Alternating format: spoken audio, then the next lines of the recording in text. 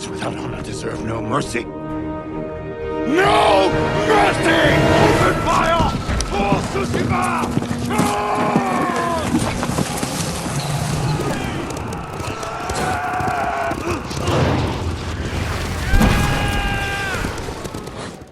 When does the desire for justice ultimately supersede one's honor? How easily could one abandon their values if it meant winning a war? Is it because there's no other way, or was one's innate code fundamentally flawed? All these questions and many more were answered in Ghost of Tsushima. Released in 2020 for the PlayStation 4, eventually making its way to PS5 in 2021 and PC in 2024, Sucker Punch Productions' open-world epic offered something that fans of the Assassin's Creed series had craved for decades until that point: a stealth action experience set in Japan. The story unfolds, surprise surprise, on Tsushima, an island off the mainland with a few thousand residents.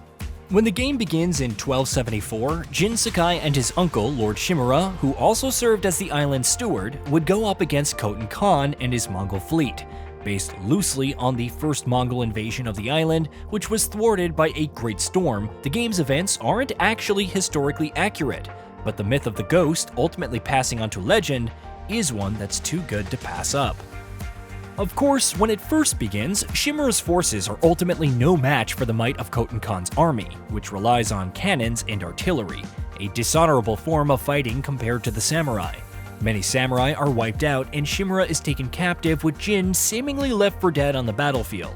It's only thanks to Yuna, a thief and scavenger, that he survives, far be it from a total massacre of his allies, life-threatening injuries, and the denial of an honorable death to keep him down, as Jin ventures to Castle Kaneda, which Khan has commandeered.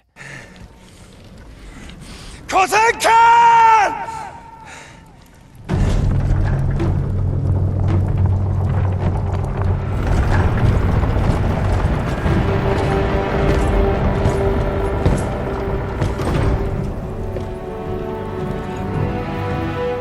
I am Jin Sakai, nephew of Lord Shimura.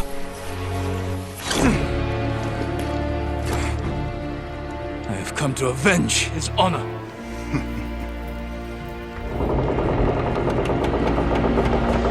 Jin! Your uncle has told me much about you, Jin Sakai. After slaying multiple enemies on his own, he eventually goes up against Khotun Khan himself, but is quickly dispatched and sent careening into the abyss. Jin survives, however, and rendezvous with Yuna. By this point, it's clear that challenging and fighting the Mongols in straight-up duels, as effective as he may be at cutting them down, isn't enough, and some more creative methods are necessary. These include assassination, and while Jin is torn about killing someone with their back turned, he ultimately continues forth, helping Yuna to locate her brother Taka, a gifted blacksmith. Their search takes them to Azamo Bay, which they infiltrate with the help of Yuna's friend Kenji. After some more assassinations, they locate Taka and eventually escape.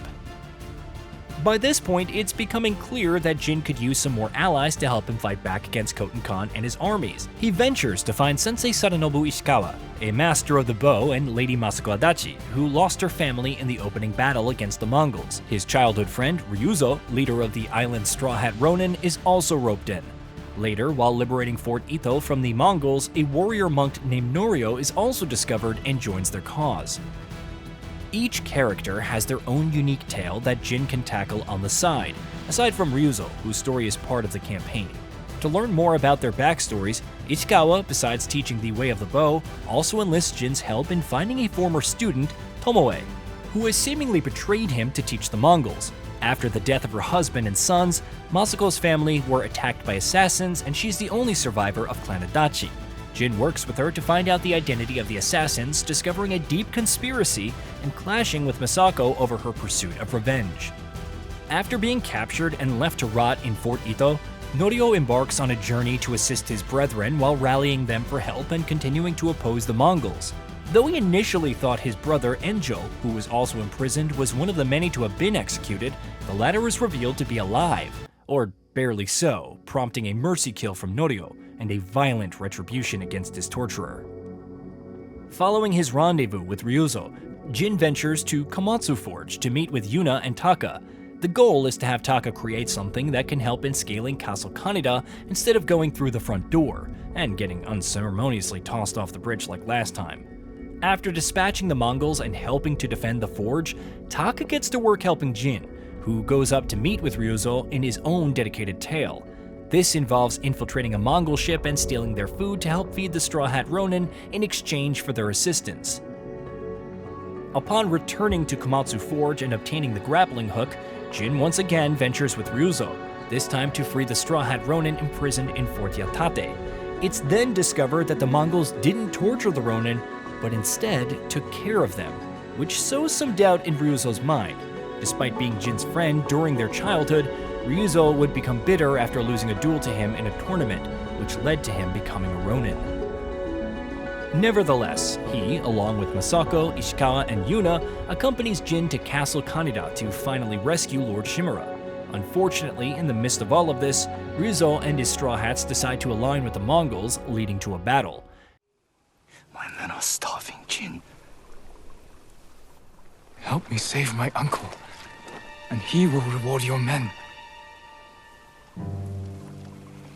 He will make you samurai.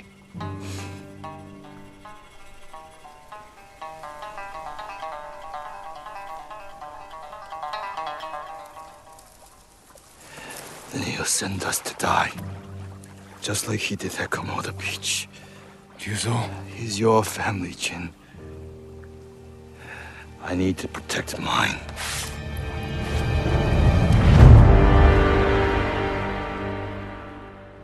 Jin defeats him and gives him another chance to back down, but this leads to Ryuzo summoning the Mongols. Eventually, Lord Shimura is freed, and they band together to retake the castle. However, the battle against Khotun Khan is far from over, as they must now venture to retake Castle Shimura. Realizing they'll need more help, Lord Shimura tasks Jin with contacting a pirate, Horo, to break through the Mongol fleet's blockade and request reinforcements from the shogun. Afterwards, Yuna proposes taking their assistance of Yotei, despite its clan rising against Lord Shimura, resulting in their brutal destruction at his hands. They arrive at the town's stronghold, holding out against the Mongols. Jin and Yuna venture to find their archers to bolster their defenses. Eventually, Jin becomes embroiled in the battle, going up against the Mongols' general Temuge, and emerging victorious. It's at this time that he unlocks a new power, Ghost Stance, which grants invulnerability and allows for instantly slaying regular enemies outside of duels, and frightening their allies. Using this, he wreaks havoc against the Mongols, who are now in retreat. Jin earns a significant amount of acclaim, further lending to the legend of the Ghost, with Yotei pledging to assist against the Mongols to take back Castle Shimura. Jin ventures to Omi village to retrieve his father's armor and reunite with the clan caretaker, Yuriko. It's here that he pays respects at the grave of his father, Kazumasa, who died during his own invasion and attempted liberation of Iki Island. Jin was nearby, afraid to step out and help his father. Despite being a child, he continued to blame himself for this, and feels haunted by the words, "May your death benefit all beings," spoken by the killer. Clan Shimura would take Jin in, and he would become close to his uncle, Lord Shimura. Back in the present, Jin learns of a potent poison from Yuriko, which could be useful against the Mongols. Upon returning to Shimura, he's instructed to take out the Mongols at Fort Kyosan, where Ryuzo and his Straw Hats have also congregated. Yuna isn't keen on joining the battle, and Jin acquiesces, but it's instead Taka who wants to help out despite protests. While infiltrating the fort, Jin is knocked out before he can fight Ryuzo and tied to a pole alongside Taka. It's here that Khotun Khan appears, telling Jin to surrender and become his right-hand man. When he refuses, Taka is tasked with killing Jin and dies when trying to attack Khotun Khan instead. Traumatized but still angry enough to fight, Jin eventually breaks free and battles through to rendezvous with Yuna, who discovers her brother's corpse. Fighting off attacking Mongols and Straw Hat Ronin, they fend them off and escape. Despite the tragedy, the war effort pushed onward to liberate Castle Shimura. Lord Oga joins the fight with his soldiers at the behest of the shogun, and another battle ensues, which is hard won.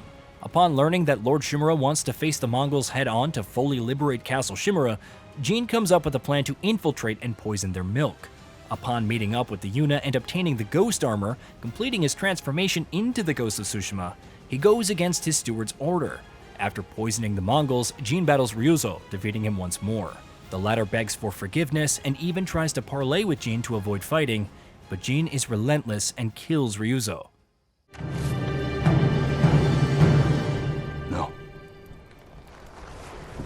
I could have killed you earlier. Instead, I convinced the Khan to give you a chance. He murdered Taka. And you slaughtered my men. I've lost everything.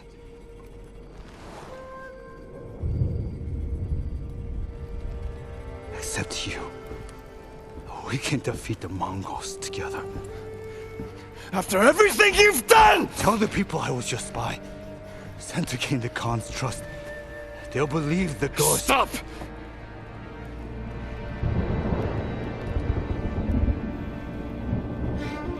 You are my oldest friend, Ryuzo.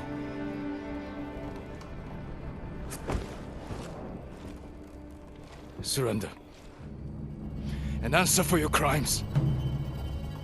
For both our sakes.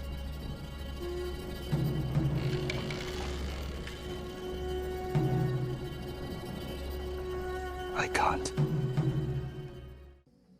Afterwards, he reconvenes with Lord Shimura, who's far from happy with his actions. Jin expresses his own frustrations at his uncle's methods and how they would have led to more losses. When Jin refuses to blame everything on Yuna, he's arrested, and Lord Shimura effectively disowns and exiles him from Clan Shimura. While he's liberated by his allies and makes his way north to Kamigata to slay the Khan, his horse is injured and subsequently dies.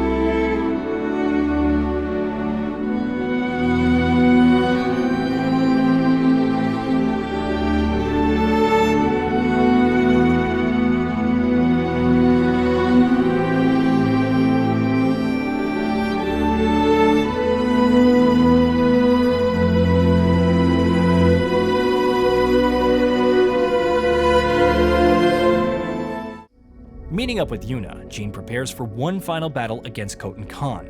After infiltrating Castle Shimura to leave a message for his uncle and forces to help, which they do, he meets up with his allies to bring the storm to the Khan's forces at Port Izumi. Jin defeats these guarding Khotun Khan and eventually slays him, finally liberating Tsushima from the Mongols.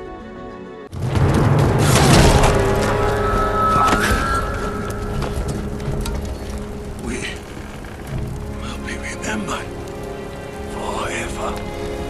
No. You will be forgotten. While peace slowly returns to the island, Jin meets a fresh new set of consequences for his actions. Clan Sakai has been disbanded by the Shogun, who finds Jin to be a threat. Lord Shimura is tasked with killing him, and after reminiscing, they duel for one last time. Upon defeating Shimura, Jin has the choice to kill him and grant him a warrior's death, or spare him and leave, severing whatever ties remain with the samurai code. Regardless of what's chosen, Jin remains an outlaw and the Ghost of Tsushima, continuing to assist in routing out any stray Mongols.